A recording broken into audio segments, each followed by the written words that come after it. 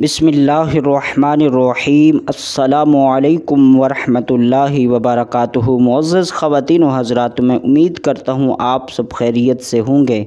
मेरी दुआ है अल्लाह पाक आप तमाम को दीन और दुनिया की बरक़ात अता फ़रमाए। दोस्तों, सबसे पहले तो आप तमाम को माह रमज़ानुल मुबारक बहुत बहुत मुबारक हो।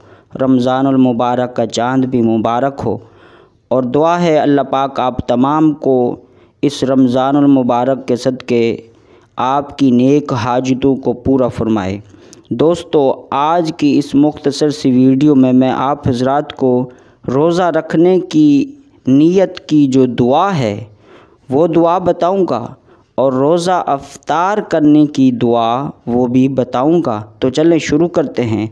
तो सबसे पहले रोज़ा रखने की दुआ यानी रोज़ा रखने की जो नीयत करते हैं उस दुआ को जो अरबी में पढ़ते हैं पहले उसको समाअत कर लें, फिर उसके बाद अफ्तार वाली।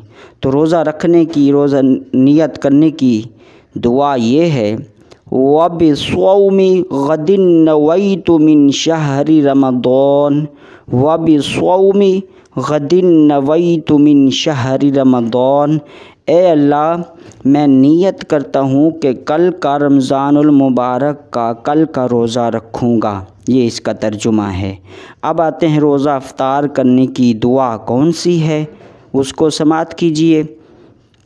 अल्लाहुम्मा इन्नी लका सुम्तु व बिका आमन्तु व अलैका तवक्कलतु व अला रिज़्क़िका अफ़्तरतु।